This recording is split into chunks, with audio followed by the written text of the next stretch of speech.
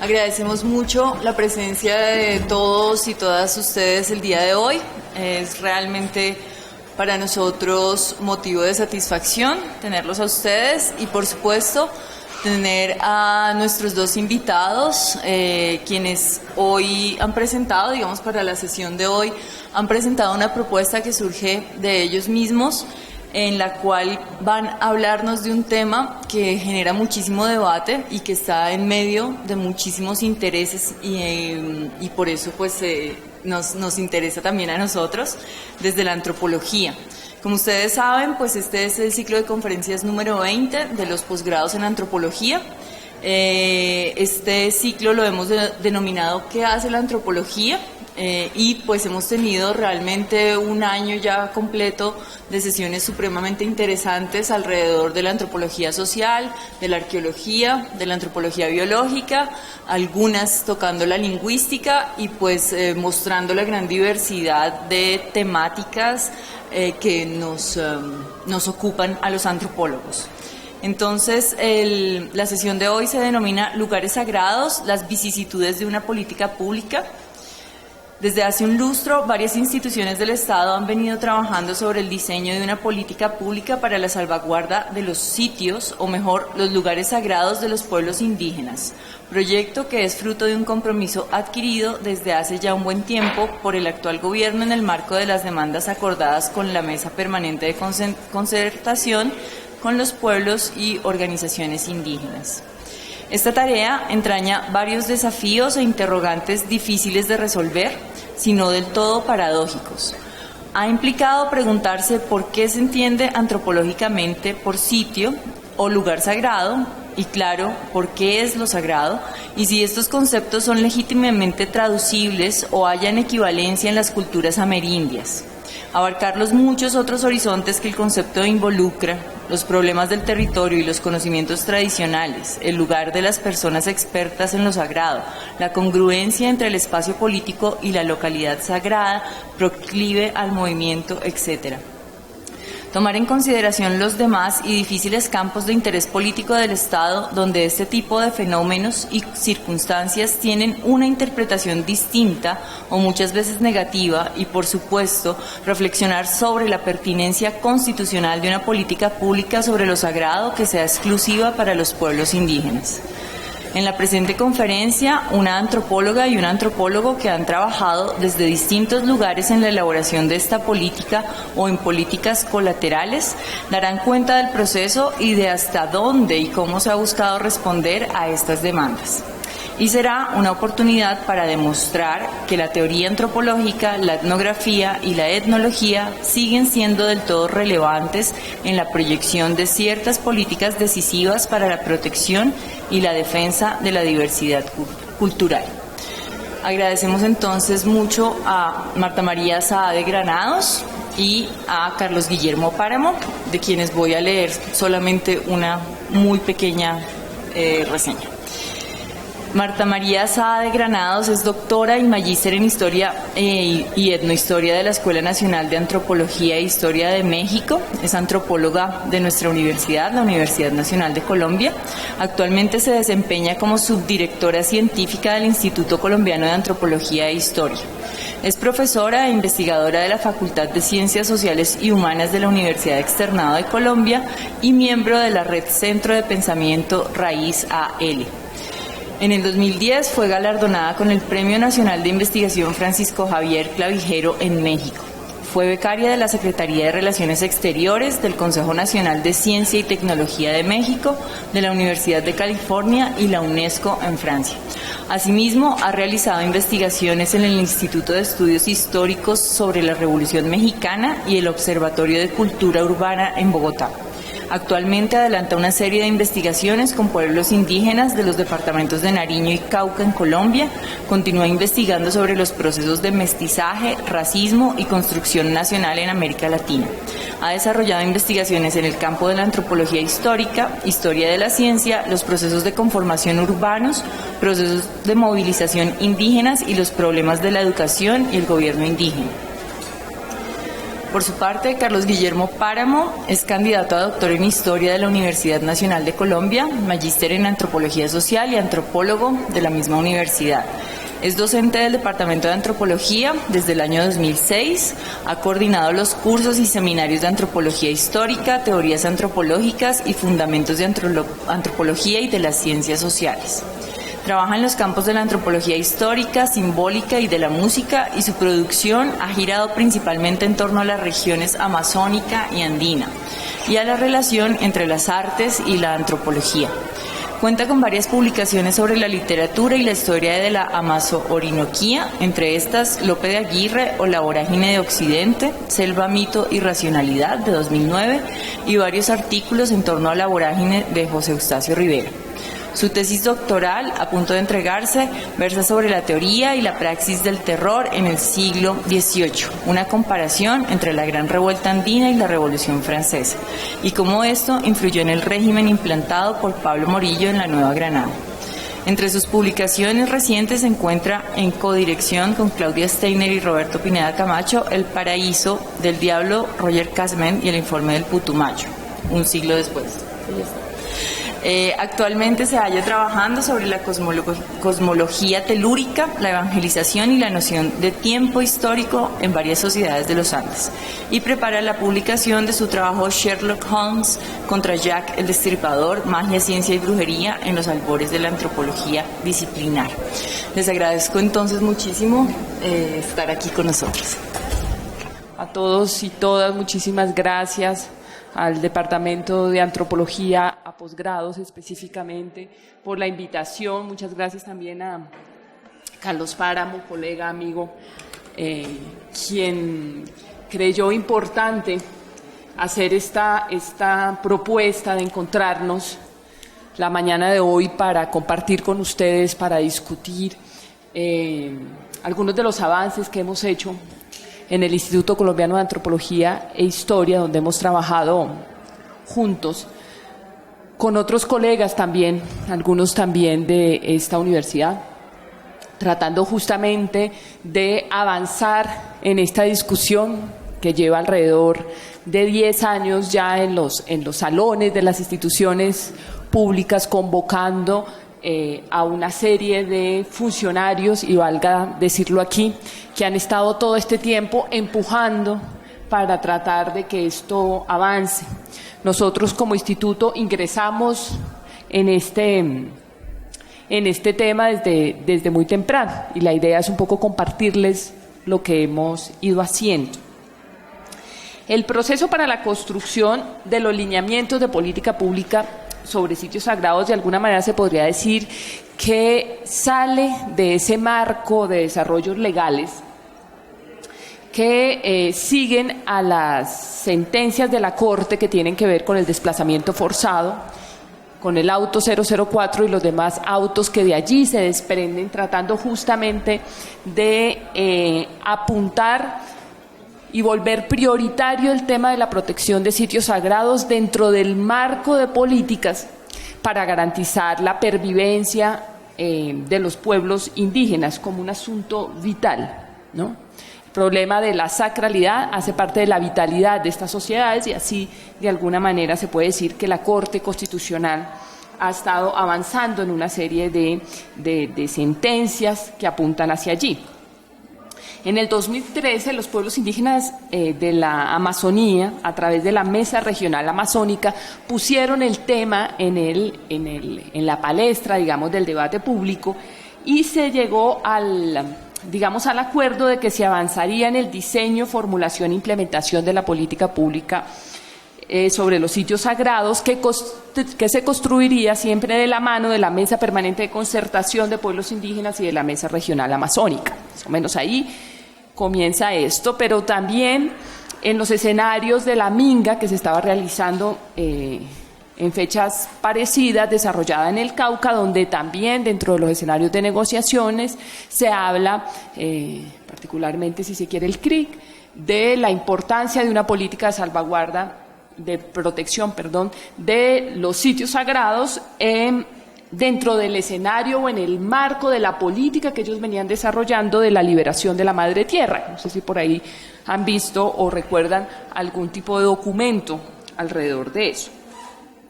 Tal solicitud de uno u otro lado, yo creo que aquí, si algo nos ha quedado claro en estos tiempos, es que no se trata de una solicitud unificada de un movimiento indígena conjunto que pide esto, ¿no? Sino de algunos sectores del movimiento indígena, de algunos lugares, de algunas regiones que piden que esto sea incluido dentro del plan de desarrollo. Entonces es incluido dentro del Plan Nacional de Desarrollo 2014-2018, diciendo básicamente que debe haber un compromiso de diseño e implementación concertada de una política de protección de sitios sagrados y de alto valor cultural de los pueblos indígenas, eso es textual.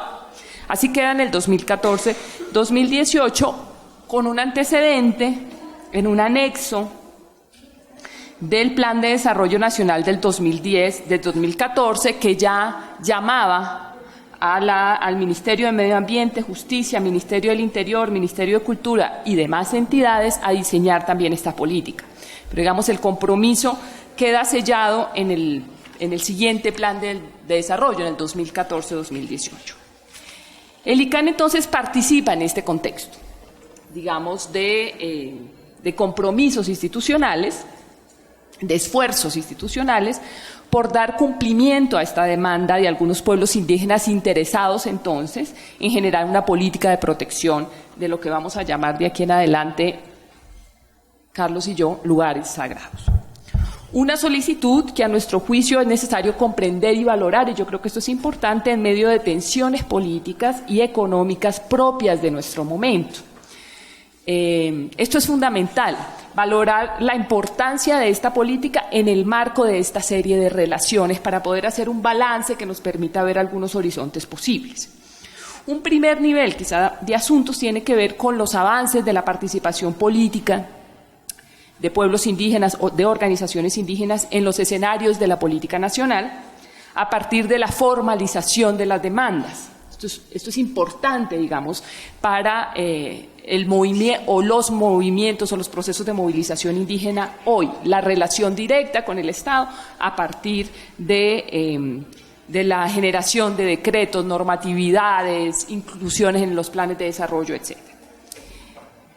Aunado a esto, la generación de acuerdos con el gobierno como algo fundamental que les permite ejercer un control político en las mesas de trabajo interinstitucionales. Se vuelve importante en términos de que esto queda como un compromiso dentro del plan de desarrollo. El fortalecimiento entonces de los procesos de reconocimiento político y legal de la diferencia cultural como constitutiva de los pueblos nacionales y de las dinámicas poblacionales transnacionales es necesario tenerlo en cuenta porque este tema de los lugares sagrados se inscribe en discusiones internacionales que también se traen aquí a la arena nacional, también hace parte de este campo de debate público en este doble nivel al menos. De tal suerte que tanto los procesos de reivindicación social de diferentes comunidades, muchas de ellas con identificación o adscripción étnica, como los debates políticos internacionales y nacionales dan cuerpo a una serie de medidas que de manera prioritaria reconocen los derechos sociales para garantizar la autonomía y la autodeterminación de las comunidades étnicas, dentro de los cuales los derechos territoriales de las comunidades y los pueblos con adscripción étnica ocupan un lugar prioritario. Es necesario entonces considerar esta petición, solicitud de una política sobre sitios sagrados dentro de los avances de una política territorializada para los grupos étnicos, dentro de la cual además ya piden tener un lugar importante en las comunidades o las sociedades o los grupos o las organizaciones campesinas también. En ese debate, digamos, nos encontramos. Por otro lado, hay que tener en cuenta también esa presión que existe actualmente sobre los territorios, no solo indígenas, pero también indígenas, causada por los requerimientos para el desarrollo de una serie importante de procesos, de proyectos económicos con un fuerte componente, por llamarlo de alguna manera, extractivo, ¿no? la centralidad de los escenarios de consulta previa, dentro de los cuales la alusión a los sitios sagrados adquiere una prevalencia destacada. Es importante, ¿no? La noción de sitios sagrados ha ido ganando un lugar dentro de los escenarios de concertación, dentro de los escenarios de diálogo, dentro de los escenarios de negociación con empresas y con el Estado, que también amerita una discusión, profundizar en la noción de sitios sagrados y ver qué está allí contenido, ¿no? Y cuáles son sus potencialidades en términos teóricos, pero también en términos de política pública. Otro aspecto que nos parece importante tener en cuenta para situar la discusión de la política pública de sitios sagrados tiene que ver con las tensiones entre las formas de comprensión del mundo de estas sociedades, en el caso que vamos a discutir hoy de los pueblos indígenas, sus intereses políticos y económicos que también se ponen a jugar allí, y los modelos económicos y de vida que se imponen de alguna manera sobre sus territorios desde diferentes lugares, que como bien tú decías hace un ratico, es un tema lleno de tensiones e intereses, ¿no? Por otro lado, el crecimiento de un espacio de debate y de construcción política para la defensa y protección de los territorios, ya lo había mencionado, y las formas de vida colectivas asociadas a ellos. Hay una dimensión de vida colectiva en la discusión sobre los lugares sagrados que también nos parece importante tener en cuenta. Por otro lado, la sensibilidad de la política pública y del Poder Judicial hacia la reivindicación de la espiritualidad, de la dimensión de relación con la sacralidad de los pueblos indígenas como ámbito privilegiado para relacionarse con estas sociedades, que no necesariamente implica que lo estemos tomando a profundidad, pero hay una sensibilidad en estos ámbitos institucionales hacia digamos, esa dimensión de lo sagrado en estas sociedades. Su papel destacado en la configuración de las llamadas formaciones de indianidad, como ya muchos teóricos de la antropología las han llamado. Es necesario tenerlo en cuenta. Y por último, el avance y atención creciente de las políticas de patrimonialización como forma de reconocimiento y gestión enmarcados en el campo de lo cultural. Los procesos de patrimonialización, y sobre eso tenemos importantes textos de crítica, de revisión de lo que está sucediendo aquí, hacen parte hoy de un espacio de debate, de conflicto, y también de reivindicación de una serie de comunidades que encuentran en la patrimonialización una ruta para el reconocimiento de su existencia, de su valor como sociedad, como pueblos, como comunidades, etcétera, pero también la patrimonialización o los ejercicios de patrimonialización como una posibilidad para que comunidades, colectividades específicas encuentren una ruta para la gestión cultural, digamos, que es importante también tener en cuenta y que participa de este debate. Ante las dinámicas aceleradas del mundo contemporáneo, en términos de la ampliación de redes de mercado, de redes de comunicación, de generación de macroproyectos económicos y de conflicto armado, ha avanzado también a guisa de contención una política de salvaguarda y protección de las formas de pensar, hacer y estar de las poblaciones catalogadas como, entre comillas, tradicionales y que se consideran, entre comillas, en riesgo. La consideración de medidas especiales se articula con el reconocimiento de prácticas, saberes, objetos, espacios y edificaciones como patrimonio de la nación y de la humanidad, dependiendo del caso, para urdir un ámbito de asuntos dentro del cual también aparece el problema de los lugares sagrados. Esto también relacionado con la importancia que adquieren las luchas y demandas del ambientalismo y la asociación, ya bastante trabajada por algunos antropólogos, especialmente por Astrid Ulloa, entre pueblos indígenas y conservación ambiental. Esta noción también participa del campo de debate en el que nos encontramos. Y por último, quisiera mencionar también el tema del ordenamiento territorial, porque no lo podemos dejar por fuera, de orden local, regional y nacional, que también es una dimensión que participa de manera importante dentro del debate de una política de protección de lugares sagrados y que vale la pena tener en cuenta y cuya complejidad es importante, ¿no? Allí en medio de esta trama creemos que es necesario situar entonces el problema teórico, metodológico y práctico que implica discutir en el país una política o unos lineamientos para una política de sitios sagrados en Colombia. Es en este marco en el cual el Instituto Colombiano de Antropología e Historia forma parte de este proceso interinstitucional, conforme a su horizonte misional, que tiene que ver justamente con la investigación científica y técnica, que es justamente su carácter para alimentar también política pública. Tal tarea, entonces, emprendida por el CAN, cuenta en términos precisos con dos antecedentes que solo los voy a mencionar, no vamos a decir mayor cosa de ellos, se pueden consultar todos, que es la consultoría del Ministerio de Cultura, realizada por la abogada Marcela Jiménez Larrarte en 2013, quien hace un cuidadoso acopio de los avances en la legislación internacional y nacional sobre lugares sagrados y sitúa el problema en términos legales de una manera bastante clara y llama la atención sobre un punto que para nosotros también es un punto de partida, y es que esta política debe contemplar otras poblaciones no indígenas, de alguna manera ser de carácter nacional. Y un texto de Guillermo Padilla, también en el Ministerio de producido en una consultoría del Ministerio de Cultura en el 2014. Esos son los dos antecedentes inmediatos, lo que no significa que no existan cosas o otros antecedentes importantes. Incluso hubo unos esfuerzos que se hicieron al interior del mismo ICANN en el anterior proceso de dirección del instituto con el profesor Fabián Sanabria. De allí entonces se deriva una serie de asuntos que nos animan institucionalmente.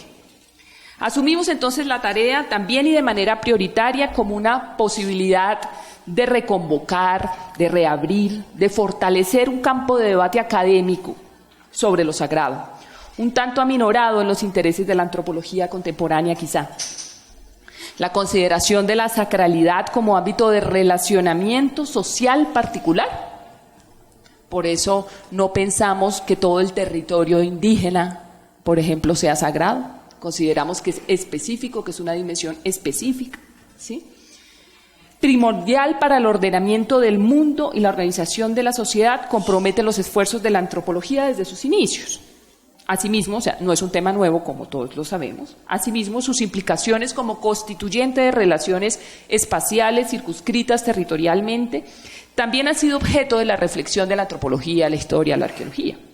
Tal conjunto de relaciones sociales constituidas en preocupación de la disciplina antropológica conforman el primer ámbito de asuntos contemplados en la alusión a los lugares sagrados que convoca los esfuerzos analíticos realizados conjuntamente.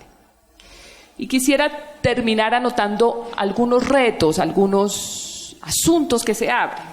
Uno es un ejercicio teórico, o más bien la capacidad de este tema, o cómo nos invita este tema, o tiene la potencialidad más bien de formar un posible programa de investigación, que tiene que ver con el ejercicio teórico de conceptualizar lo sagrado y los lugares sagrados en particular, con un ejercicio etnológico nacional. La pregunta por lo sagrado como traza para interpelar distintas realidades, distintas relaciones sociales en diversos escenarios regionales y locales, se presenta como una oportunidad importante. Por otra parte, en un momento en que las vidas rurales continúan siendo reconfiguradas también a partir del crecimiento de nuevos fenómenos de evangelización, de conformación casi diaria de iglesias nuevas, de iglesias evangélicas, protestantes, el tema o la preocupación por lo sagrado y los estudios religiosos parecen importantes en nuestro país. Vemos en la pregunta sobre los lugares sagrados un campo fértil para propiciar programas de investigación de largo aliento sobre este tipo de relaciones sociales, situadas en los contextos y en los marcos de tensiones de las sociedades contemporáneas. Nos parece fundamental como instituto advertir que este es un problema del presente, no es un problema de añoranza frente a otros momentos, que requiere ser analizado teniendo en cuenta las tradiciones disciplinares propias de la antropología, pero también que requiere ser renovado que requerimos renovar la mirada y que requiere de manera contundente ejercicios etnográficos precisos, concretos, orientados por ejercicios etnológicos o por vocaciones de preguntas etnológicas que logren dar cuenta también de otras dimensiones del problema. De tal suerte, el ejercicio para pensar la política pública sobre lugares sagrados es para nosotros un reto de comprensión. Nos anima un ejercicio académico e intelectual. En primera instancia, un ejercicio académico de cara a las realidades concretas de las gentes y de las tensiones y dinámicas contemporáneas. Es por esto mismo que quisiera terminar mi intervención, ya había prometido que la iba a terminar, ahora sí va a ser, para dar la palabra al profesor Páramo, con quien hemos realizado este ejercicio en el instituto y quien seguramente dirá unas cosas a mí me tocó la parte más aburrida. No, pero es que no, acá ahorita vamos a ir señalando algunas de las paradojas de la discusión, como suele ocurrir con las discusiones fértiles que quiero solo dejar apuntadas. La primera tiene que ver con el contexto de tensiones locales y regionales de confrontación entre sectores, grupos sociales, que a veces opone a comunidades con cierta identificación étnica, con otras que tienen otra identificación étnica, o con comunidades que no tienen identificación étnica, como quiera que se nombre, no se llame, y frente al cual vale la pena preguntarse cómo construir en correspondencia una política para la protección de sitios sagrados solo para los pueblos indígenas del país. ¿Esto es posible? Mirando las realidades complejas de las vidas locales y de las vidas regionales en el país. ¿Cuáles podrían ser las consecuencias de la implementación de una política de este tipo? Sin embargo, la Corte ha puesto en evidencia la tendencia jurídica de respaldar procesos y figuras de protección territorial, fundamentales en procesos políticos como los que vivimos actualmente y también en relación con las tensiones económicas territoriales. Hay una sensibilidad para eso en términos jurídicos, sin embargo tenemos esas tensiones en las vidas regionales, en las vidas locales, que vale la pena tener en cuenta. Al mismo tiempo, valdría la pena pensar en las implicaciones que este tipo de preocupación podría tener para el conjunto de la sociedad colombiana. Quizá la invitación a pensar el problema de los sitios sagrados inicialmente en pueblos indígenas nos está llamando la atención sobre la importancia de esta dimensión de la vida de cualquier sociedad, no solo en pueblos indígenas, y que podría constituirse en escenario de intercambio, mutuo reconocimiento, no necesariamente de confrontación y disputa. He ahí una paradoja, digamos, del tema mismo, consideramos. ¿Cómo entonces recibir el llamado de atención que nos hacen pueblos y comunidades indígenas? ¿Cómo cumplir un poco con este compromiso institucional, siendo responsables antropológicamente, si se quiere, y mirando y de cara a las realidades locales y regionales precisas? Yo creo que ahí hay un nudo que es importante, o más bien en esa situación en tensión y paradoja nos encontramos en este momento. Y en este momento estamos realizando con otras instituciones con quienes hemos trabajado de la mano, Ministerio del Interior, Ministerio de Cultura, específicamente la Dirección de Poblaciones, PCI, ICANN, Parques, Tropenbos, algunos académicos que están trabajando estos temas. Nos estamos reuniendo en unas mesas de trabajo durante todo el año, tratando justamente de avanzar en la discusión, que no es menor, teórica, de presupuestos fundamentales para lo que puede llegar a ser esta política.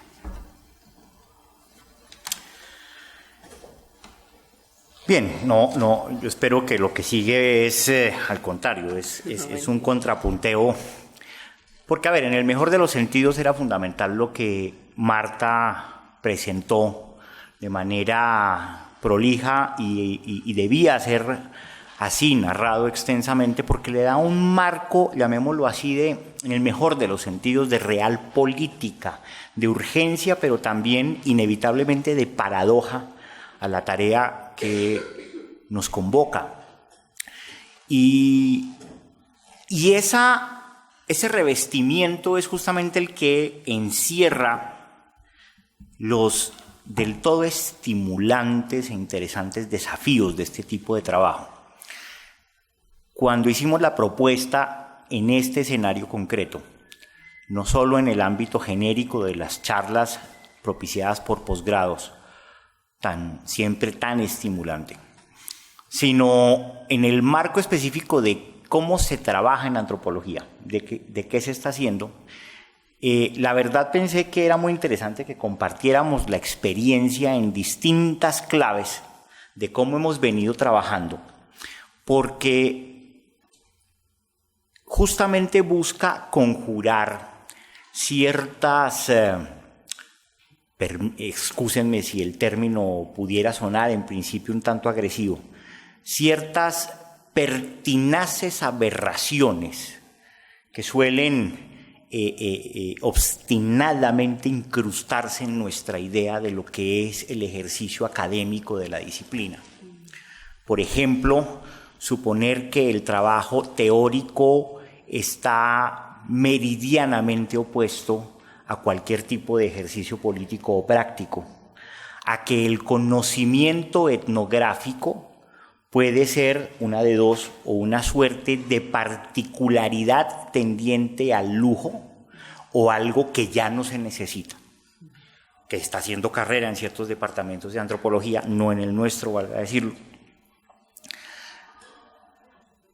a que cierta orientación puntual del clima político puede evidentemente comportar también la paradoja de privilegiar ciertos sectores históricamente subordinados, pero también en despecho de otros sectores, inclusive ignorando el habitual punto ciego de la sociedad que llamamos sociedad nacional, en término horroroso, impreciso, ya ni siquiera eufemístico, sino más bien del todo desequilibrado, para dar a entender las sociedades que no son indígenas o afros o afrocolombianas o como queramos llamarlas, y probablemente hoy en día las sociedades que pudieran tender a ya no ser campesinas si se asume esto como una categoría analítica independiente. Es decir, esa sociedad que no tiene ese tipo de adscripción, pero que evidentemente también participa de algo que es fundamental en la sociedad,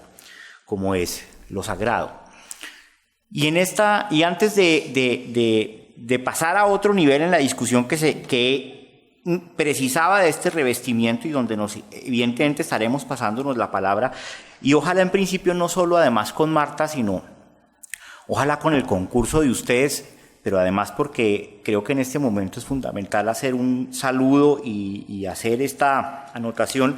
Marta y yo en este caso somos los voceros de un trabajo colectivo que tuvo la participación verdaderamente coautorial de cuando menos otras dos personas. Una de ellas está aquí presente y no la veía hace más de un año, de tal manera que me alegra muchísimo que esté en el auditorio, y es Daniela Pinilla. La otra es egresada del programa de antropología de la Universidad Externado. La otra es una egresada de la carrera de antropología de la Universidad Nacional, Natalia Ortiz. Verdaderamente aquí asumimos la vocería por un trabajo que escribimos a 4 manos o a 8 si se entiende el teclado. Entonces, lo que compartiremos será un poco las conclusiones, siempre tendientes a ser parciales, a las que hemos llegado, ciertos dilemas que nos atraviesan, pero también un poco lo que sobre todo nos interesaba comunicar en este espacio, más que dar un informe un tanto excesivamente confiado en clave administrativa de en qué va esto, es compartir un poco pues la serie de dilemas que nos atraviesan, pero también las conclusiones a las cuales hemos llegado, tratando de cruzar justamente esta dimensión práctica con consideraciones aparentemente, solo aparentemente de otra índole. La antropología es una disciplina de la crisis. Es una disciplina de la crisis inclusive en el sentido más estrictamente etimológico. Es una disciplina de la crítica, que es lo que se hace en la crisis. La crisis es un lugar de tomar decisiones, de ponderar elementos.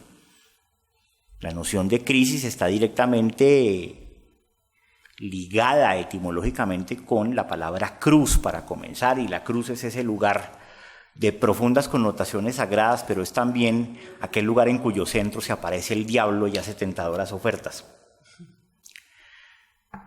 Es un lugar de tomar distintos elementos, de volver a proseguir otro camino, y eso es lo que se llama ejercicio crítico. Pero también evidentemente nos emplaza en lugares de crisis personal y evidencia lugares de crisis colectiva. Y esta es una política para la crisis. No necesariamente por una comisión gubernamental o por una solicitud, a mi juicio, más bien coyuntural por parte de ciertos sectores del movimiento indígena políticamente organizado de cara a las expectativas políticas de la armazón estatal colombiana, sino que tiene que ver con algo que en cualquier caso es fundamental e irrecusable en nuestra sociedad, en la sociedad tal y como se entiende en el occidente laico liberal, que es la crisis de lo sagrado.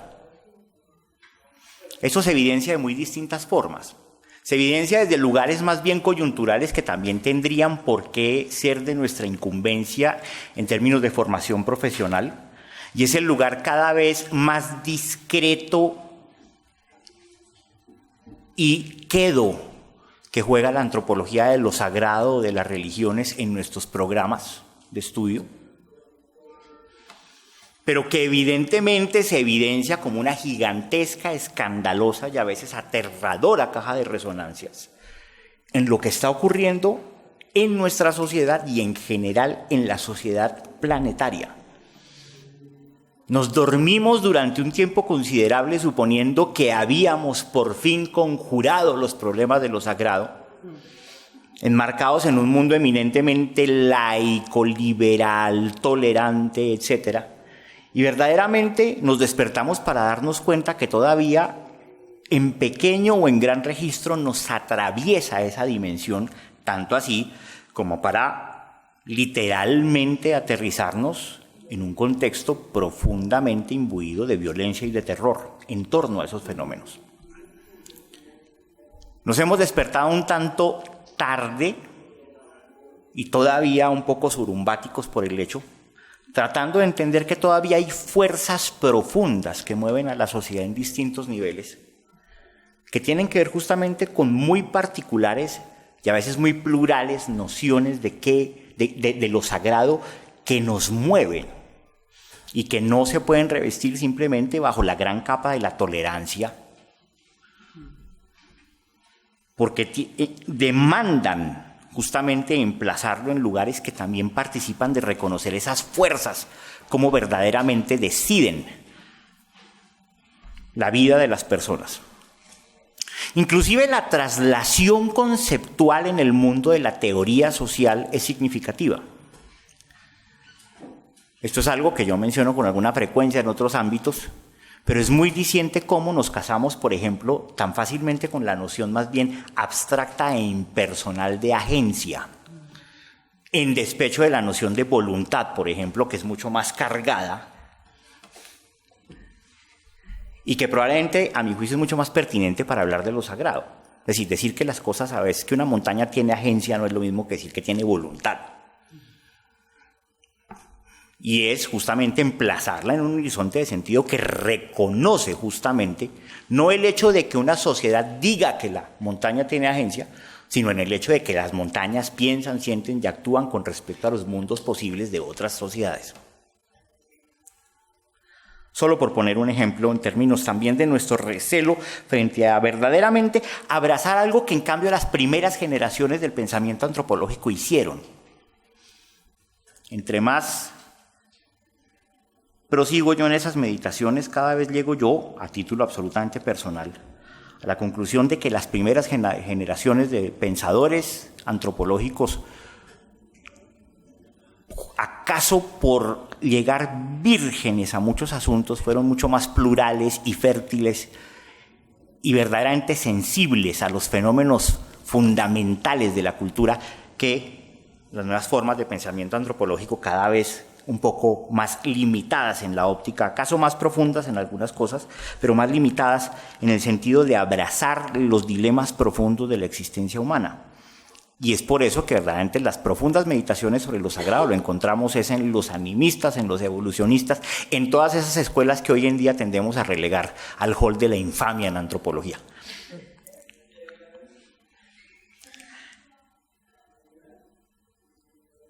Y el ejercicio que hemos hecho, sin ser en absoluto dogmáticos al respecto, fue justamente también reivindicar ese caudal teórico, de antaño o de hogaño, valga decirlo. Pero era justamente volver a tomarnos en serio un lugar elocuentemente ciego en la discusión hasta virtualmente el momento en que lo asumimos, sin que por eso nos arroguemos tener la razón o que sea la única forma posible. Y era que desde que se empezó a hablar de sitios sagrados en la comisión puntual, la sola forma en que se hizo la comisión, en que se demandó tanto por parte de algunas organizaciones indígenas como por parte del Estado, un poco tratando de quitarse rápidamente una papa caliente que parecía rápidamente fácil de ser resuelta a través de procedimientos más bien técnicos. Simplemente demostraba la miopía comprensible pero elocuente, y la antropología trabaja en los lugares ciegos. La guerra continua de la antropología es contra lo obvio, y lo obvio es lo que todo el mundo ve y por ende nadie ve. Y era justamente ¿qué es eso de sitio sagrado? ¿Qué es eso de sagrado? Trabajamos, por ejemplo, con un estupendo, y no nos cansaremos de decirlo, con un estupendo trabajo diagnóstico que muy bien logró identificar muchos problemas. No solo una hoja de ruta, sino verdaderamente un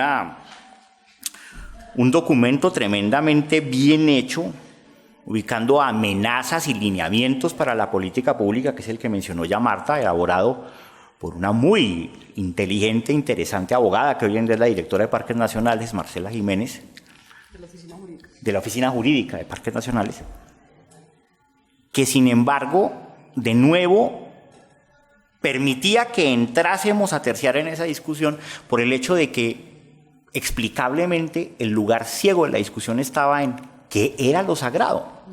Es decir, hablamos del lugar sagrado, hablamos de sitio sagrado como si se tratara de algo que todas y todos entendemos y en cierta medida evidentemente lo hacemos. Pero el solo hecho de que tengamos ese feeling y nos resulte tan difícil aterrizarlo en definiciones taxativas, cuando la política debe partir de definiciones taxativas, evidentemente ya nos emplazaba en un lugar que demandaba un horizonte teórico respaldado en un horizonte etnológico y un horizonte etnográfico. ¿Qué es lo sagrado? Y esto demandaba, por ende, de nuevo volcarse a discusiones al respecto, muchas de estas más bien de talante añejo. En primer lugar, conjurar un asunto que rápidamente llama nuestra intuición y era suponer que hablar de lo sagrado era hablar per se de lo religioso. Una de las primeras objeciones que se aventuró con respecto a la comisión de esta política es que cómo vamos a hacer una política sobre sitios sagrados, todavía utilizo sitio deliberadamente, sobre sitios sagrados para los pueblos indígenas, cuando estamos en un país que ha decretado constitucionalmente la pluralidad cultural y por ende la libertad de cultos. Eso solo en un nivel es una objeción. Verdaderamente lo sagrado trasciende el problema religioso y era lo primero que queríamos acentuar. Lo segundo, ahí sí, era deliberadamente y a través de una meditación teórica, discutir la socorrida pero no unívoca idea de sitio sagrado. Sitio es unívocamente una unidad de espacio.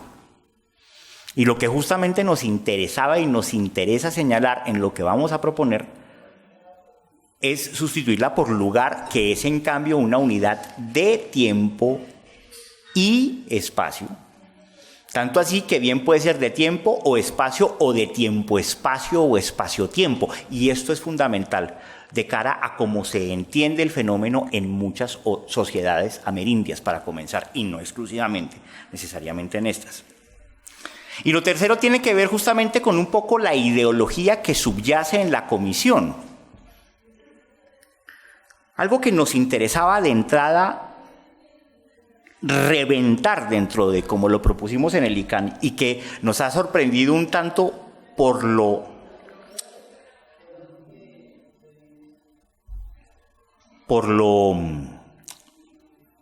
disonante con cómo se había venido trabajando, era también el implícito de suponer que lo sagrado era, por decirlo de esta manera coloquial, una cosa de los indios. Es decir, si es una política sobre lo sagrado es porque es para indios, bien pudiera ser para negros. Es decir, pero para esto hay que hacer política. Es como suponer, y había dos tipos de disonancias, lo cuento en términos de anécdotas y contaré los milagros y no los santos, pero... Es decir, un alto funcionario del gobierno que en algún momento podía preguntarse, pero es que aquí, ¿acaso es que acá no todos somos católicos?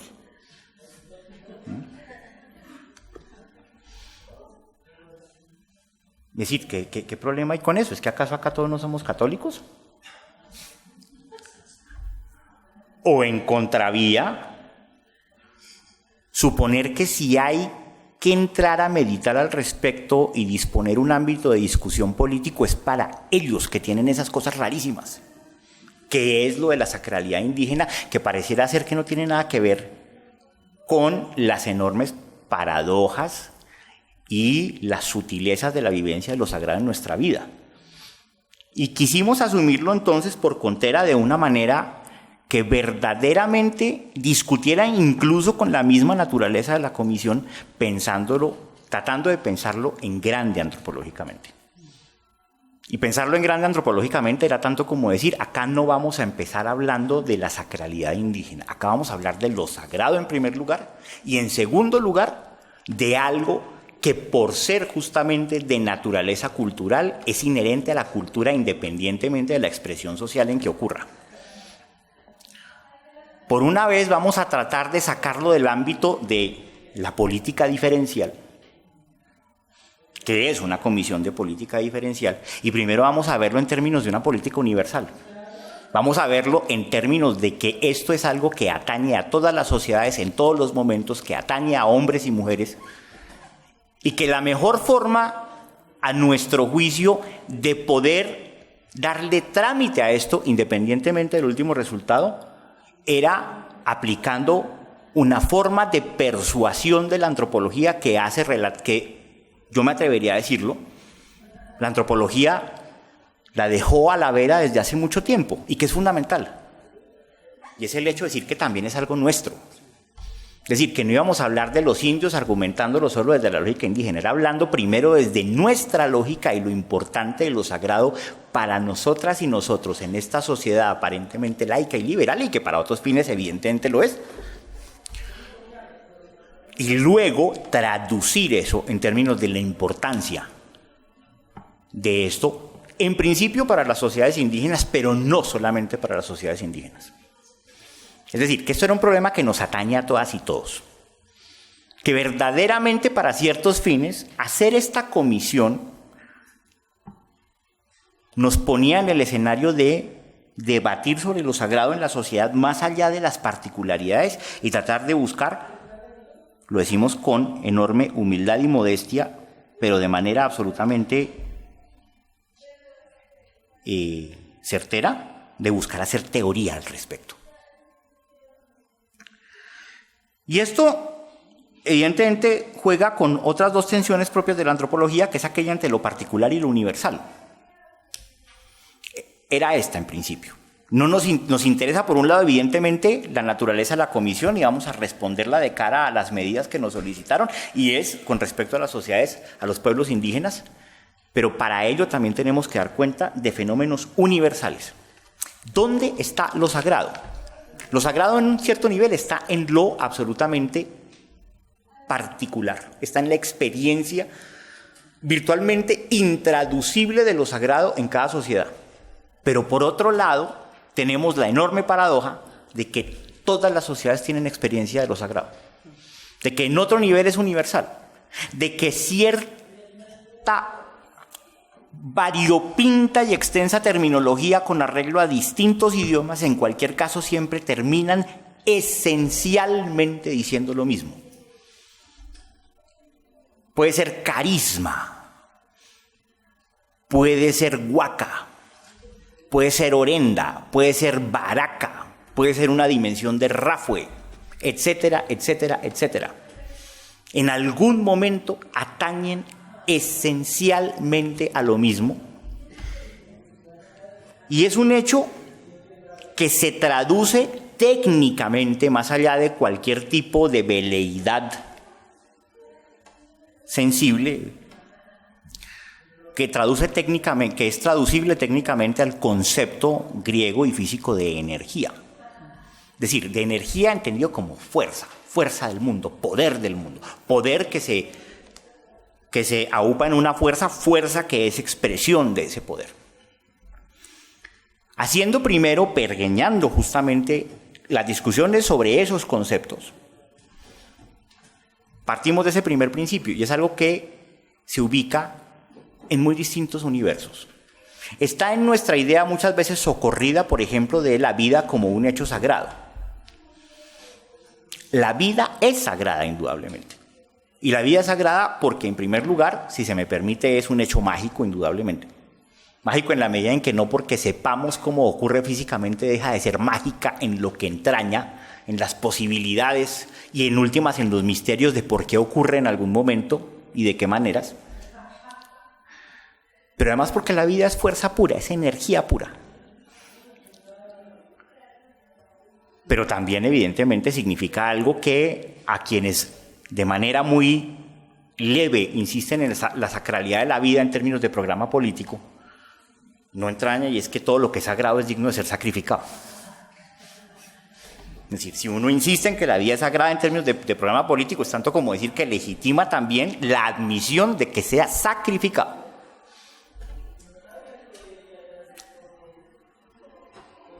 ¿Y acaso las sociedades con un horizonte de vida más sabio son las que justamente saben que la vida es sacrificable y saben lo que cuesta sacrificarla?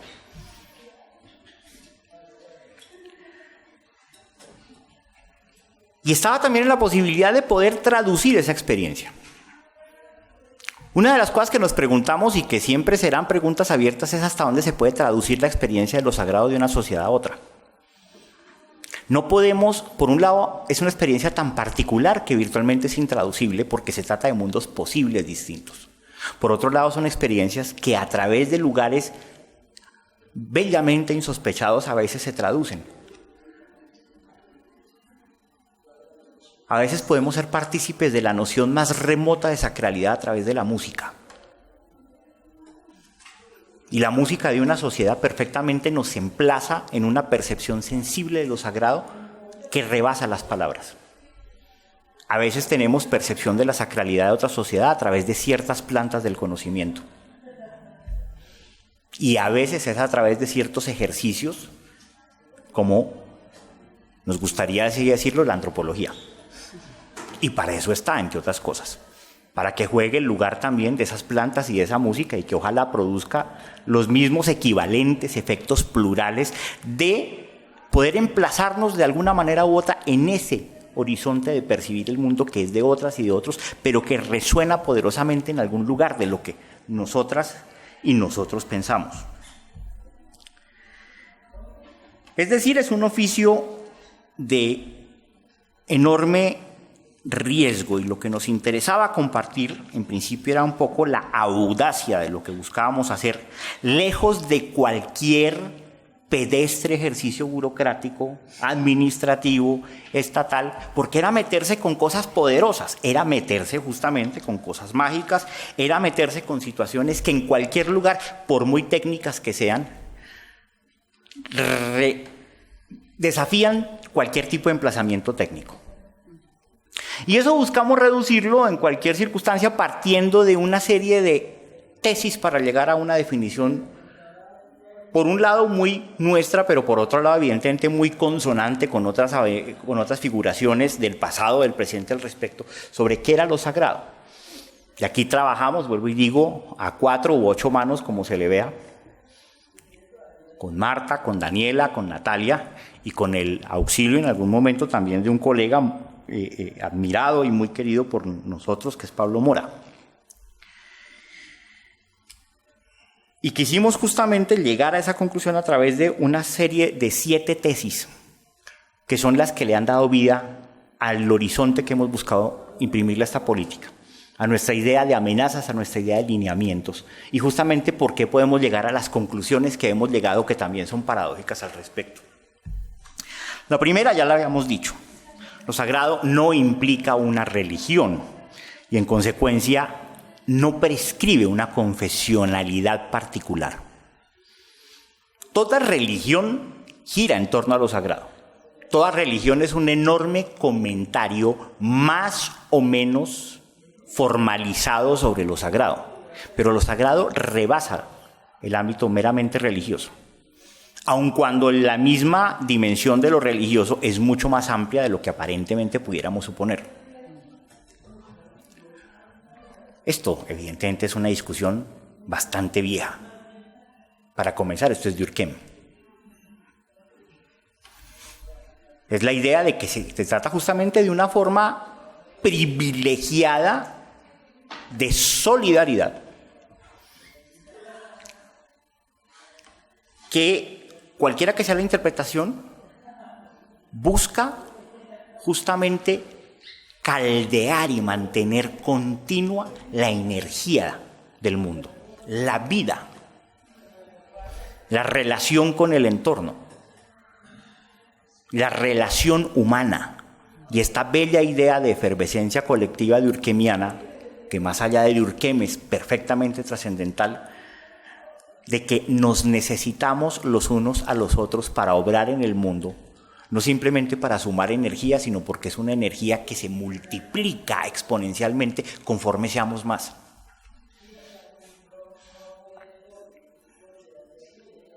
Que se exacerba, que genera ese estado de solidez que presupone la idea de solidaridad. Y estimamos que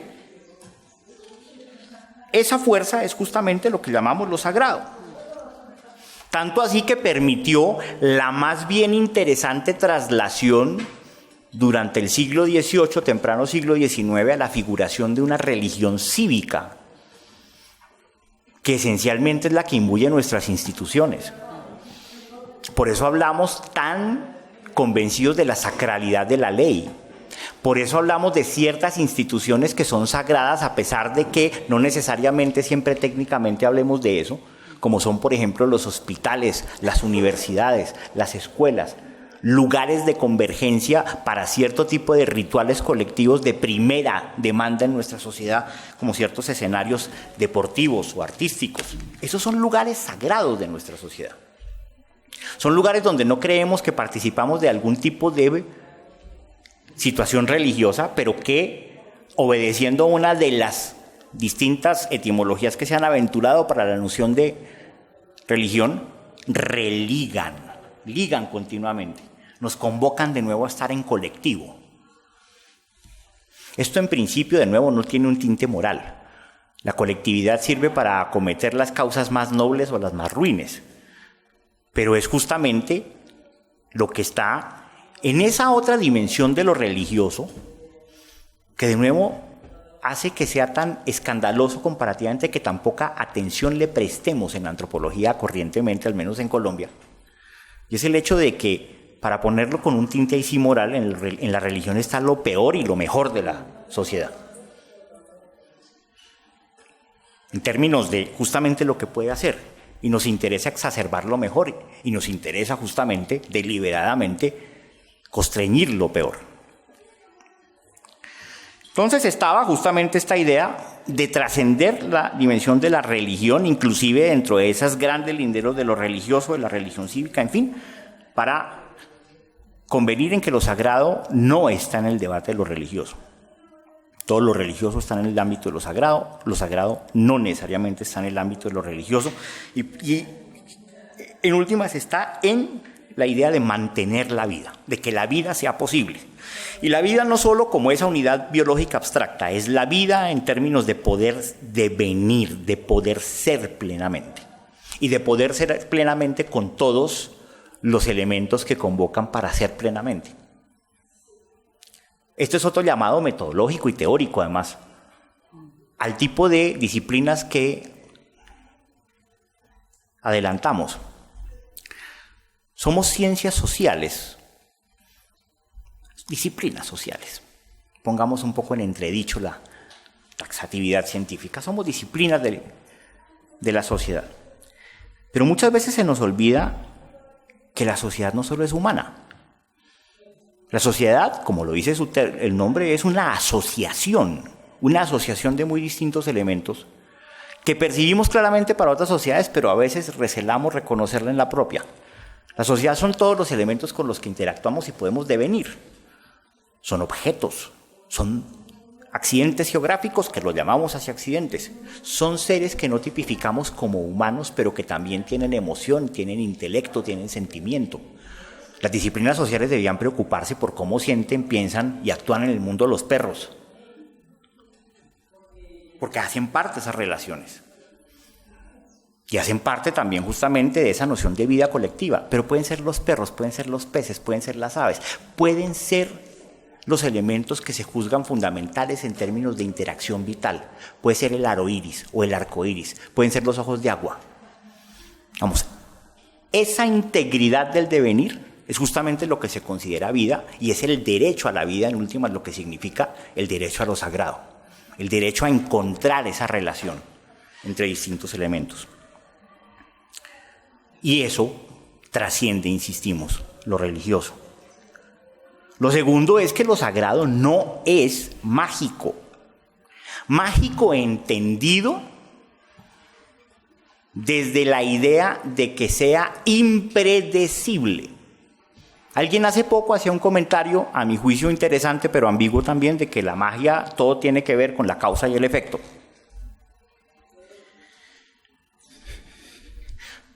Pero esencialmente lo mágico es cuando se violentan las nociones de causa y efecto. Se violentan desde una mirada que no entiende lo que allí ocurre. Y es por eso que podemos decir que para nosotros la ciencia explica lo que la magia mistifica. Pero es que no estamos en el lugar de quien hace magia, que justamente cuando la hace no necesariamente hace magia. Está justamente haciendo algo que es perfectamente coherente conforme a su propio sistema. Hace magia para los demás, pero lo sabe, conoce justamente esas relaciones de causa y efecto. Lo sagrado no es mágico, lo sagrado es profundamente técnico. Esto es algo que también nos interesaba acentuar. Es misterioso en la medida en que es algo que trasciende la explicación racional. Es tremendo en la medida en que, como lo define la Real Academia, que es para estos fines una definición cabal, en que es terrible, en que es digno de ser temido, en que es digno de respeto y reverencia. Esto se encuentra mucho en muchas sociedades. Los lugares sagrados son lugares de respeto, son lugares de veda, son lugares justamente de reverencia. Es algo que es temible, pero que es una fuerza. Y es una fuerza que, como nos puede ocurrir a nosotros, con una fuerza eléctrica, con una toma eléctrica, aprendemos a manejar para manejar el mundo. Es decir, y hacíamos un símil que nos interesaba mucho insistir en esto, y es que cuando lo entendemos, por ejemplo, en términos de nuestra energía eléctrica, tenemos verdaderamente un entendimiento muy fuerte de lo que es lo sagrado, en términos aparentemente laicos y físicos. Es una fuerza, es una energía ahí. que entre otras cosas no se destruye. Es decir, puede que se canalice hacia otros lugares, pero no se destruye. A menos de que la fuente misma colapse en primer lugar.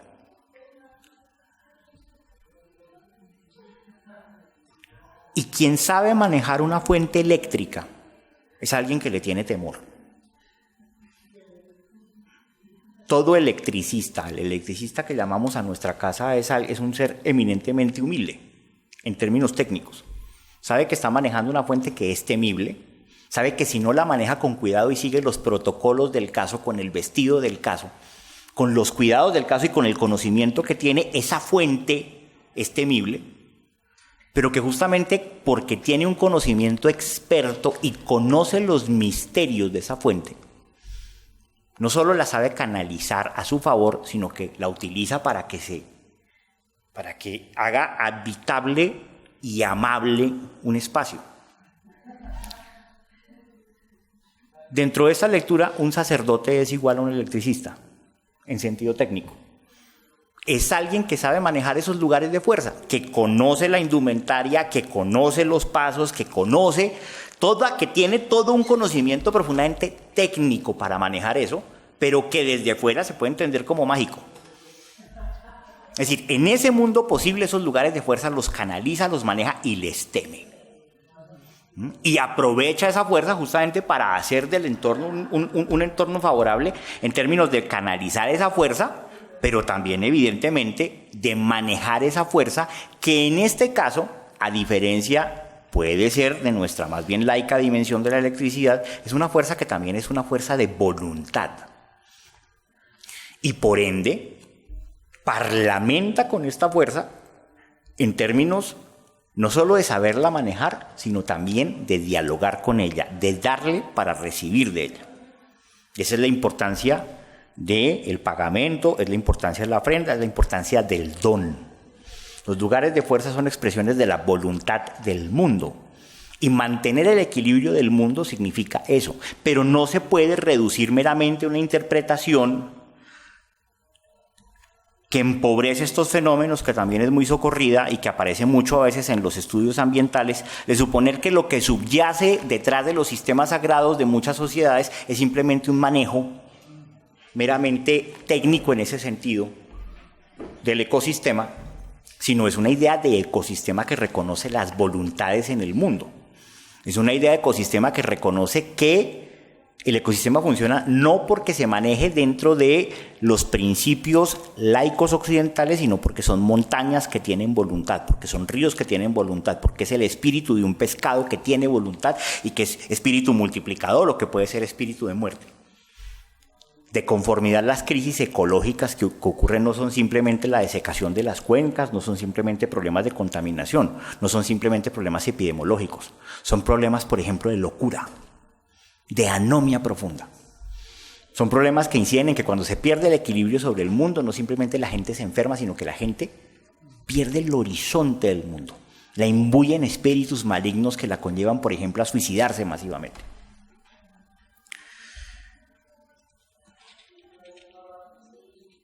A veces, esa es la tercera tesis, lo sagrado se manifiesta en cosas muy puntuales, a veces se manifiesta como nociones. Pero lo que sí también queríamos insistir, y esto es directamente una idea de valor político, es que lo sagrado no es material en sí mismo, pero se manifiesta en la materia. Es decir, uno puede tener evidentemente la idea de lo sagrado, pero como cualquier energía, la energía se manifiesta en un hecho material. Y esto es fundamental por una razón. Estamos en la era, a mi juicio también todavía con móviles que no son claros de dilucidar de los inventarios culturales, por ejemplo.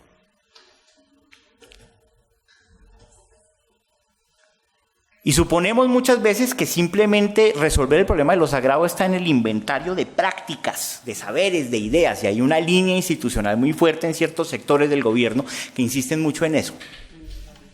en que son inventarios de prácticas, de conocimientos y que lo sagrado se custodia ahí.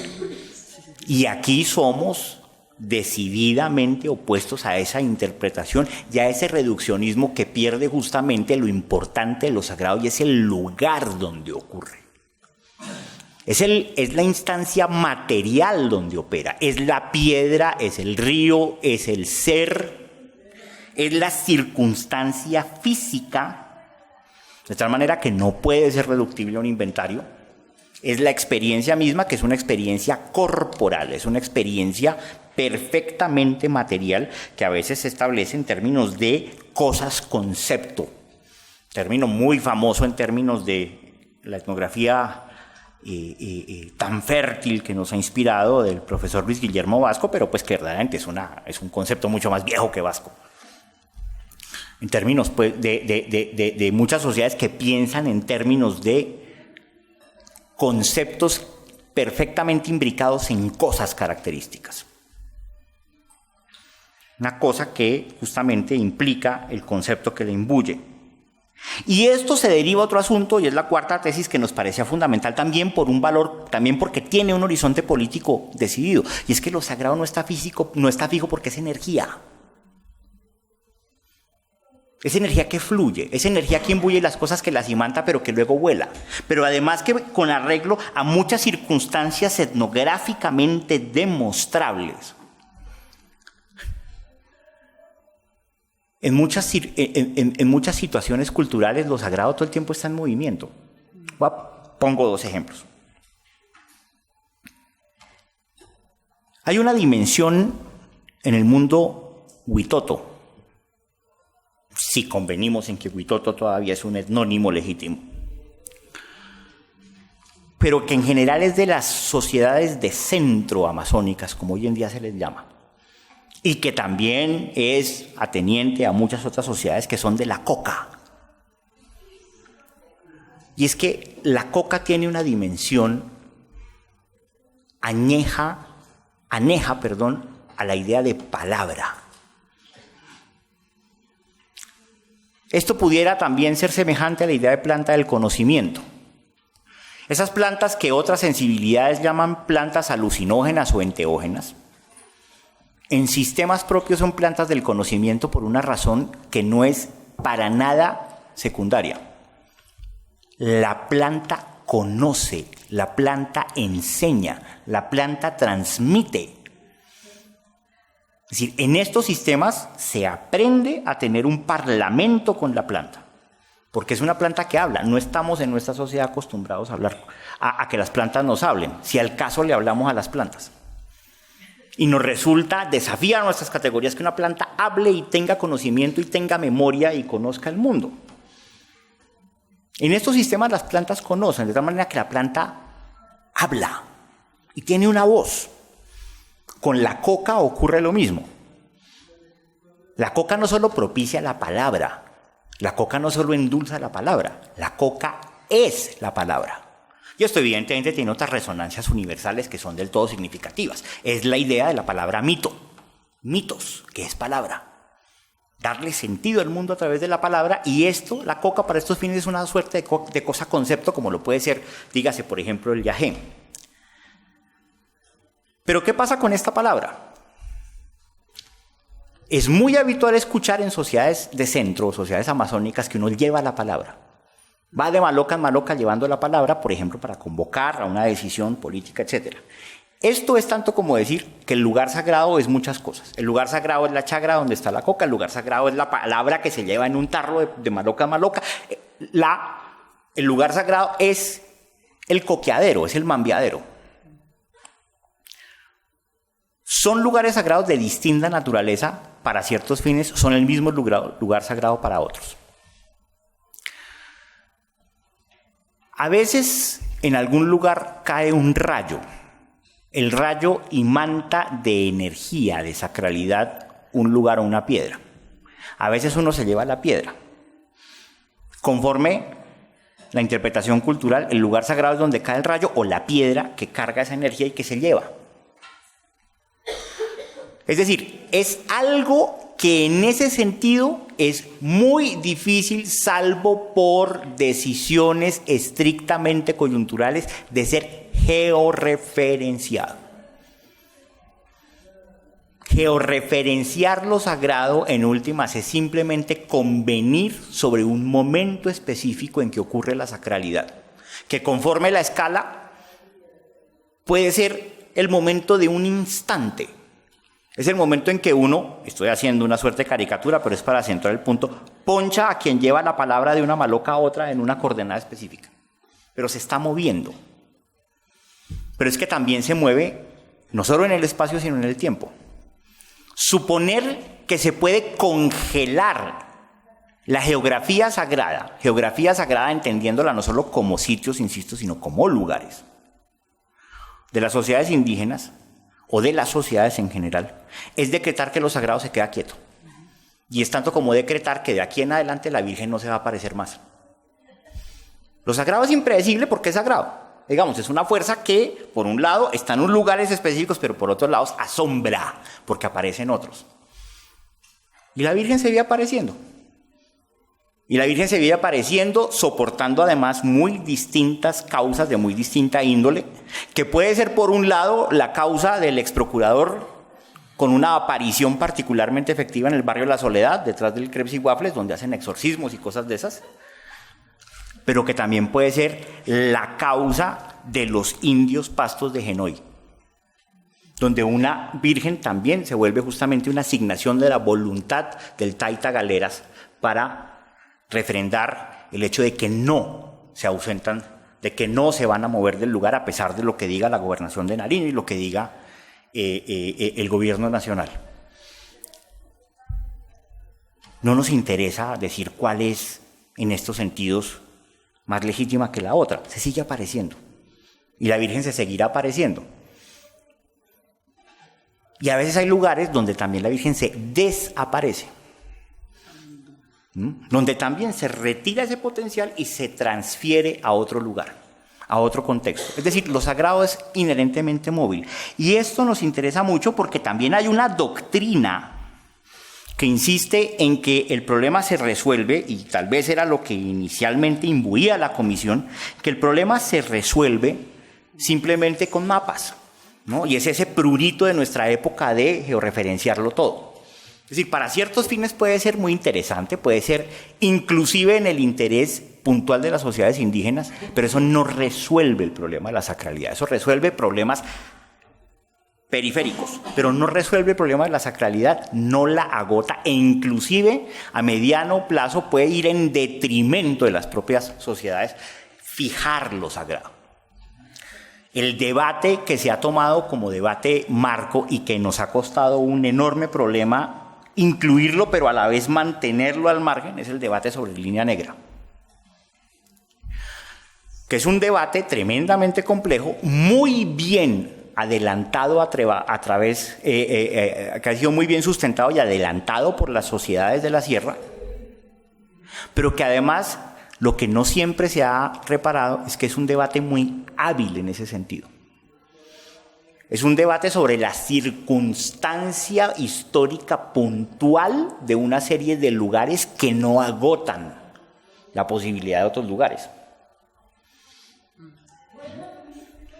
Que no agotan la significancia de otros lugares y la titularidad que aducen las sociedades de la sierra sobre lugares tan distantes como Monserrate, por ejemplo, como el Aconcagua.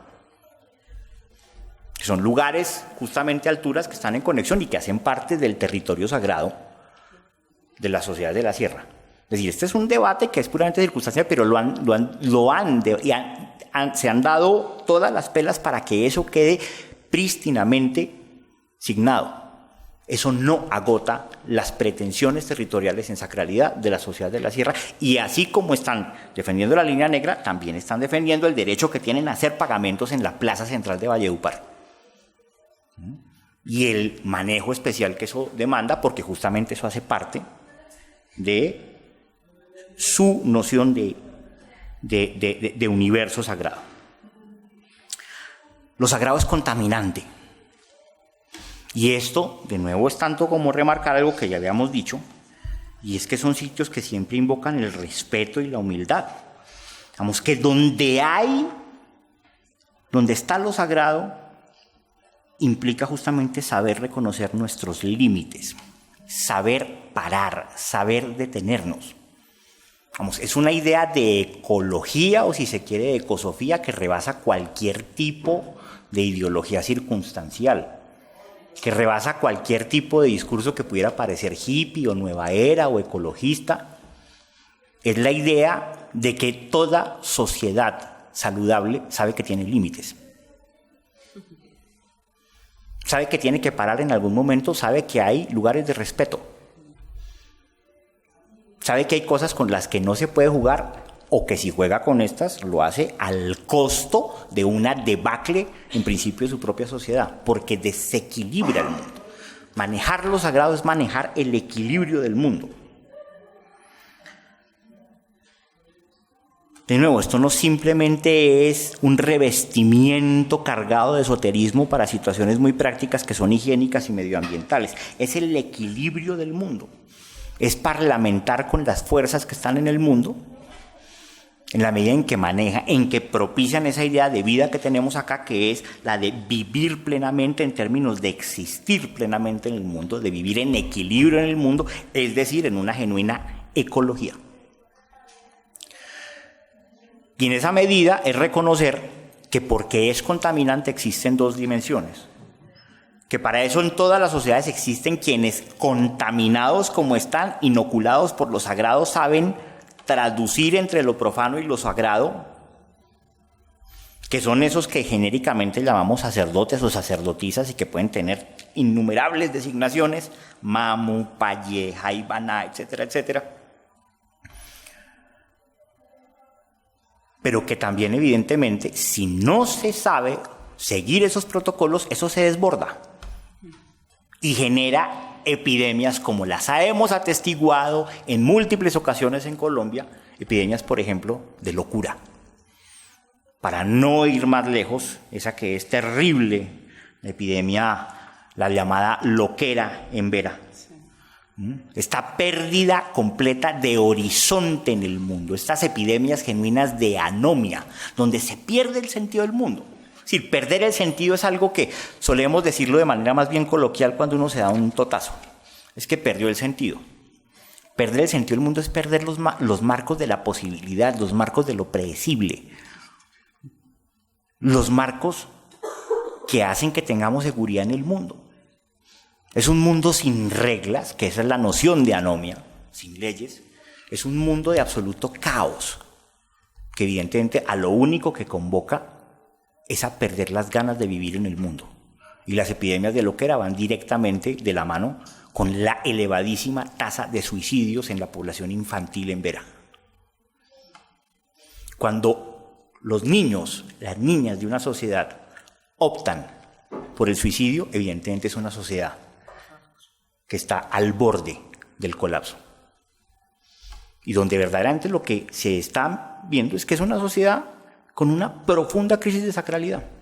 Toda su noción de relación con el mundo, todo el equilibrio del mundo entre paramilitares, madereras, el ejército, la guerrilla.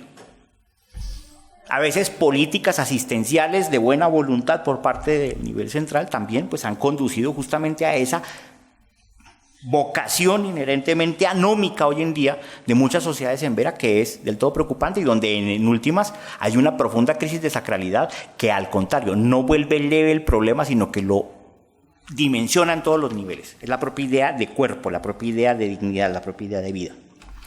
Porque, sexta tesis, lo sagrado al contrario es profundamente ordenador. Lo sagrado está en principio para distinguir algo, y es lo que es sagrado y lo que no es sagrado. Y esto también nos recuerda algo que ya mencionó Marta, y lo mencionó de manera absolutamente importante. Parte de las discusiones que hemos tenido en estas mesas que mencionaba Marta están justamente sobre también ciertas idealizaciones que no son favorables, sobre que todo lo indígena, todo el territorio indígena es sagrado. Es decir, nada puede ser en su totalidad sagrado porque si no, no sería sagrado. Lo sagrado está porque está en contrapunteo continuamente con lo profano y se necesitan espacios profanos en la sociedad, se necesitan lugares profanos en la sociedad. Se necesitan lugares justamente que puedan estar a la vera de esa carga que permiten justamente el equilibrio del mundo. El equilibrio está justamente entre el equilibrio entre lo sagrado y lo profano, y todas las sociedades tienen lugares que, porque está lo sagrado, lo equilibran con instancias profanas, que son las que permiten que también la sociedad se movilice y canalice esas energías. Entonces, pero el principio fundamental está en lo sagrado. Digamos, lo sagrado para estos fines es profundamente el motor de la cultura. Es lo que permite ordenar el mundo, lo que permite establecer categorías y clasificaciones, es lo que permite justamente dimensionarse hacia una intelección sensible del mundo, a proyectar una idea de belleza, a proyectar una idea de trascendencia. Una sociedad que no tenga una noción de belleza también es una sociedad profundamente anómica. Cualquiera que sea esa noción de belleza y en cualquiera esfera que esta ocurra, y acaso unas sociedades privilegian algunas dimensiones sobre otras. Pues justamente la idea de belleza es una idea profundamente atendiente a lo sagrado, pero también evidentemente hay dimensiones que son profundamente prácticas. Lo sagrado es ordenador del territorio, y todo derecho territorial es un derecho sagrado.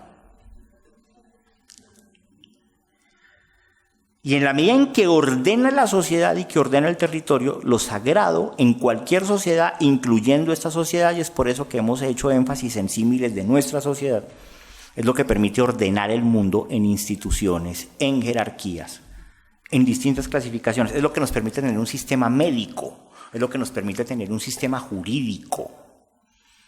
Todas giran sobre ideas más o menos explícitas o implícitas de qué es lo sagrado, qué es lo que hay que preservar, nuestra idea de cuerpo, nuestra idea de vida. Piénsense nomás en los debates de del mundo, del ámbito legal laico colombiano. Los debates en torno a lo que se puede o no se puede hacer sobre el cuerpo. Los debates en torno al aborto. Los debates en torno a la eutanasia. Los debates en torno a la vida vecinal. Los debates en torno al derecho a la tierra, todos tienen en últimas una dimensión que está asignada implícitamente por valores sagrados, que son valores, ni qué decirlo, discutibles, porque todas las sociedades son proclives a hacer críticas y a cambiar en términos de las discusiones que tienen en torno a lo sagrado, pero nunca a anular lo sagrado. Es decir, es profundamente ordenador, y este es un argumento que juzgamos significativo, porque es que es un poco señalar un poco la paradoja de la política. Una política genuina sobre los lugares sagrados es una política sobre el todo. Y es algo que ya debiera estar garantizado constitucionalmente, porque justamente es el garante a todo lo demás. Es el garante de un sistema jurídico propio, un sistema médico propio, es decir, es el garante ni más ni menos a una idea de devenir. Los lugares sagrados son lugares de memoria. Más allá un poco del vapuleado término, como hoy en día se entiende, de la memoria. Son lugares genuinos de memoria, son los lugares que por lo general comunican quiénes somos, de dónde venimos, para dónde vamos. Para muchas sociedades son ojos de agua, son alturas, son lugares donde se van a entregar pagamentos para recibir esas respuestas, para recordar los orígenes. Recordando se conoce. Recordando se mantiene, se ejerce soberanía. Pero también son lugares que comunican eso de manera sensible que trasciende las palabras. Son plantas. Pero también son nuestros museos. Y también son nuestras universidades y nuestras escuelas.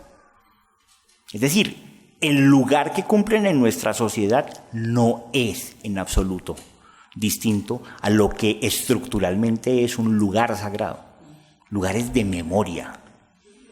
Lugares donde justamente construimos ese conocimiento que nos afincan y nos emplaza en el mundo y que nos permite y casi que nos obliga a ser multiplicadores de ese conocimiento en la sociedad.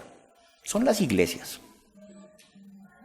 Y nadie en nuestra sociedad va a aceptar que masivamente arrollen con todos sus lugares sagrados en términos de una vocación minera o en términos supuestamente del desarrollo. Es decir, cuando llegamos a esta conclusión, independientemente de los otros muchos elementos que están en juego, porque la persuasión no es un elemento suficiente, en cualquier caso es reconvenir en que muy fácilmente disponemos de los lugares sagrados de los demás en términos de un presunto bien común: hidroeléctricas, locomotora minera, productos de agrocombustibles, etc. Pero aquí, en Bogotá, perfectamente la gente saldría a la calle en el momento en que le quiten todos sus estadios, sus colegios, sus hospitales, etcétera, etcétera, etcétera, para sembrar palma. Nos parece una situación insólita, pero esencialmente es lo mismo, es acabar con ese elemento profundamente ordenador del mundo, con eso que justamente le da razón de ser al mundo. Y lo que justamente queríamos comunicar bastante con estas disquisiciones, con esta penúltima, hasta esta penúltima disquisición, era justamente eso. Esto podemos aterrizarlo en un sinnúmero de ejemplos de las sociedades indígenas.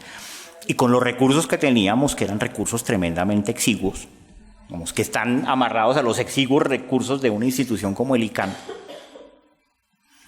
A veces nos da risa en las reuniones con la gente del Ministerio de Gobierno, porque más o menos lo que ellos dan para hacer una prueba piloto de algo es el presupuesto del ICANN de todo el año.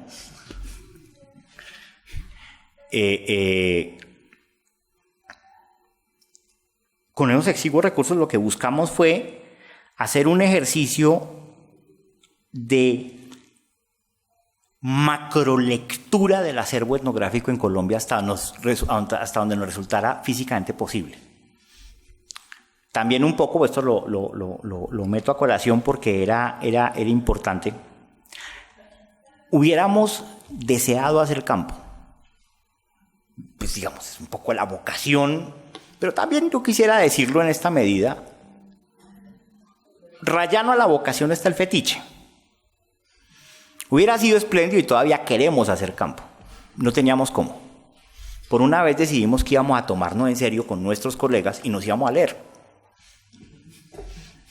Y eso pone de presente cierta vocación connatural en nuestras disciplinas tal y como las conocemos en antropología y en historia. Los historiadores tienen el fetiche del documento primario y entonces en esa medida nunca se leen a los demás historiadores, porque si no van al documento primario pareciera que el conocimiento no es válido y eso evidentemente no acumula. Y no necesariamente en antropología hacemos algo distinto. Privilegiamos por fuerza mayor siempre el documento, la experiencia de campo, y somos comparativamente muy malos lectores de etnografía de nuestros colegas. Es decir, pareciera ser que todo el tiempo hay fuga en ese conocimiento. Partimos de la lectura en desconfianza de las experiencias de campo de las y los demás. Y por una vez metodológicamente decimos, nos vamos a tomar en serio y vamos a leer lo que se ha escrito en el tiempo que tengamos en esa dimensión en etnografía colombiana. Lo que leímos evidentemente fue una fracción ínfima dentro de un enorme universo, pero leímos bastante y alcanzamos a acumular una base de datos significativa con distintas experiencias de lo sagrado. Y lo que hicimos entonces fue orientarlo hacia allí. Es decir, poder encontrar la experiencia de la Guajira con la experiencia de la Amazonia, de la Orinoquia, con la experiencia, además, justamente pues mezclada con nuestras propias experiencias de campo en otros lugares, bien fuera en el sur andino de Colombia, bien fuera en el suroccidente, bien fuera entre los de Perara, bien fuera en la Sierra Nevada, etcétera, etcétera, etcétera. Es decir, tomar en cuenta eso para poder de alguna manera poder aventurar una teoría general sobre la ocurrencia de lo sagrado en las sociedades indígenas que no desestimara la posibilidad y los lugares ciegos de otras sociedades que todavía no hemos podido tomar en cuenta, pero que todo el tiempo dialogara con la experiencia de nuestra sociedad tal y como la dimensionamos desde Bogotá.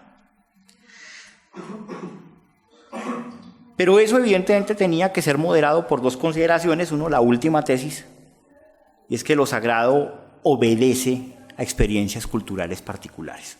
Que como hay una dimensión o una enorme dimensión universalizante, no se puede tampoco hacer una política, si es que es viable hacerla, que no tome en cuenta que esas son experiencias profundamente distintas, que tienen de suyo entonces unas consecuencias enormemente distintas, que ponen de hecho en entredicho categorías fundamentales del ordenamiento jurídico, porque, por ejemplo, ni más ni menos debieran de facto, si se toma en serio, darle estatus de persona jurídica,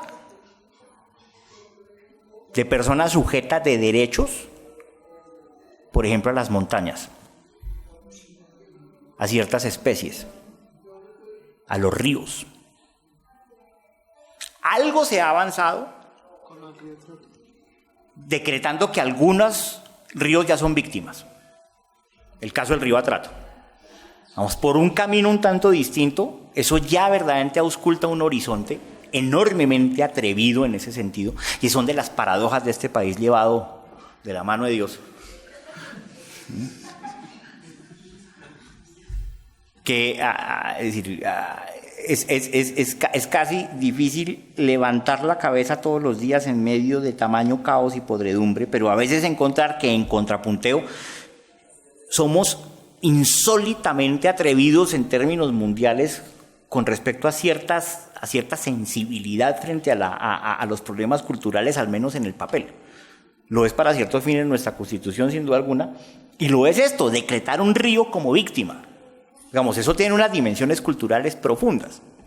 Pero evidentemente, pues el paso siguiente es eso. Si hay una política sobre lo sagrado, es reconocer que esas nociones de sacralidad son profundamente particulares en sí mismas, y que eso es tanto como reconocerle estatus jurídico de persona jurídica a una montaña, que tiene voluntad, y quiero insistir en esto. No solo tiene agencia, tiene voluntad. Piensa, siente, toma partido político. Es decir, que tendría que, para ciertos fines, ampliarse el censo electoral a todas las alturas que toman parte en los debates políticos, como se ha visto en otras sociedades. Un colofón, esto no tiene que ver con Colombia, pero tiene que ver con el mundo andino, que perfectamente es extensible de otras maneras a Colombia. Sabemos etnográficamente que durante el periodo de profunda violencia en el Perú, marcada por la emergencia de Sendero Luminoso y por la aterradora campaña también de contraguerrilla adelantada por el gobierno de Fujimori, parte de los enormes pugnas que existieron y que todavía no se han terminado de saldar son las pugnas entre guamanis, entre espíritus de las montañas, que eran prosenderistas o antisenderistas. Es decir, y que fue una guerra que en las comunidades indocampesinas se entendió no solo como una guerra entre humanos, sino como una guerra entre alturas, como unas guerras que justamente indicaban una hecatombe cósmica, porque históricamente no hablando solamente de la historia en sentido estricto, sino hablando del devenir, las alturas tomaban siempre partido en las opciones políticas de las comunidades. Eran de hecho quienes guiaban políticamente a las comunidades de cara a lo que las alturas le comunicaban a las comunidades. Eso no, digamos, si uno lo mira desde una perspectiva laica, uno piensa que son sacerdotes que manipulan a la gente, pero en estos mundos posibles las alturas piensan, como pueden pensar muchas entidades acuáticas, como pueden pensar muchas entidades en muchos otros condiciones móviles, coloidales, que no estamos en capacidad necesariamente de apercibir. Entonces, pues eso evidentemente demanda repensar las últimas consecuencias de este reconocimiento de que se trata de experiencias culturales particulares que en cierta medida son de facto, en el fondo, son intraducibles. Se puede comunicar solo una dimensión de esa experiencia, pero la dimensión en sí misma es intraducible y solo la vive quien participa de un mundo posible característico. A partir de esto, aventuramos en consecuencia una definición, que es la con la que estamos trabajando, y es Una fuerza, ¿qué es lo sagrado? Una fuerza tremenda, contaminante y móvil, que es manifestación de sí misma o de una entidad que la ejerce para demostrar su presencia y poder, dígase Dios o dioses, la tierra, etc., y que se revela a través de cosas, de personas, o bien en lugares de los que ha tomado posesión. Tales hechos hacen así las veces de mantenedores del equilibrio del mundo en todas sus dimensiones, de recordatorios de los orígenes y el devenir de la vida social de esa fuerza hecha gente, y gente no necesariamente es gente humana, y de marcadores territoriales, geográficos, históricos y políticos. Y de allí derivamos la idea de